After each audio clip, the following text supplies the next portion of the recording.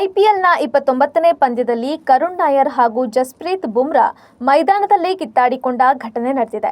ದೆಹಲಿಯ ಅರುಣ್ ಜೇಟ್ಲಿ ಸ್ಟೇಡಿಯಂನಲ್ಲಿ ನಡೆದ ಈ ಪಂದ್ಯದಲ್ಲಿ ಟಾಸ್ ಗೆದ್ದ ಡೆಲ್ಲಿ ಕ್ಯಾಪಿಟಲ್ಸ್ ತಂಡದ ನಾಯಕ ಅಕ್ಷರ್ ಪಟೇಲ್ ಬೌಲಿಂಗ್ ಆಯ್ದುಕೊಂಡಿದ್ರು. ಅದರಂತೆ ಮೊದಲು ಬ್ಯಾಟ್ ಮಾಡಿದ ಮುಂಬೈ ಇಂಡಿಯನ್ಸ್ ನಿಗದಿತ 20 ಓವರ್ಗಳಲ್ಲಿ 5 ವಿಕೆಟ್ ಕಳೆದುಕೊಂಡು 205 ರನ್ ಕಲೆ ಹಾಕಿತು. ಈ ಕಠಿಣ ಗುರಿಯನ್ನ ಬೆನ್ನತ್ತಿದ ಡೆಲ್ಲಿ ಕ್ಯಾಪಿಟಲ್ಸ್ ತಂಡವು ಉತ್ತಮ ಆರಂಭ ಪಡೆದಿರಲಿಲ್ಲ.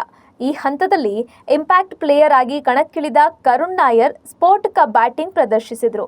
ಅದರಲ್ಲೂ ಜಸ್ಪ್ರೀತ್ ಬುಮ್ರಾ ಅವರ ಒಂದೇ ಓವರ್ನಲ್ಲಿ ಕರುಣ್ ನಾಯರ್ 18 ರನ್ಗಳನ್ನು ಚಚ್ಚಿದ್ರು.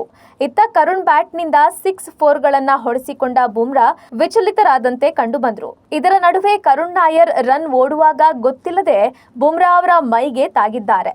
ಇದಕ್ಕೆ ಕೋಪಗೊಂಡ ಜಸ್ಪ್ರೀತ್ ಬುಮ್ರಾ ಡೆಲ್ಲಿ ಕ್ಯಾಪಿಟಲ್ಸ್ ಬ್ಯಾಟರ್ ಜೊತೆ ಜಗಳಕ್ಕಿಳಿದಿದ್ದಾರೆ.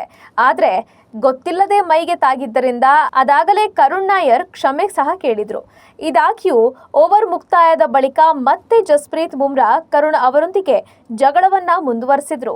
ಭಾರತೀಯ ಆಟಗಾರರ ನಡುವಣ ಈ ಮಾತಿನ ಚಕಮಕಿ ನಡುವೆ ಮುಂಬೈ ಇಂಡಿಯನ್ಸ್ ತಂಡದ ಮಾಜಿ ನಾಯಕ ರೋಹಿತ್ ಶರ್ಮಾ ನಗುತ್ತಾ ನಿಂತಿದ್ದು ಅಚ್ಚರಿಗೆ ಕಾರಣವಾಗಿತ್ತು. ಹಿರಿಯ ಆಟಗಾರನಾಗಿರುವ ಹಿಟ್ಮ್ಯಾನ್ ಇಬ್ಬರ ನಡುವಿನ ಜಗಳವನ್ನ ಬಿಡಿಸೋದನ್ನ ಬಿಟ್ಟು ಖುಷಿ ಪಡ್ತಿರೋದು ಕ್ಯಾಮೆರಾದಲ್ಲಿ ಸೆರೆಯಾಗಿದೆ.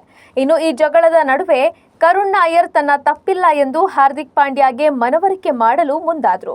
ಈ ವೇಳೆ ಡೆಲ್ಲಿ ಕ್ಯಾಪಿಟಲ್ಸ್ ಬ್ಯಾಟರ್ ಅನ್ನ ಪಾಂಡ್ಯ ಸಮಾಧಾನಪಡಿಸಿದ್ದಾರೆ.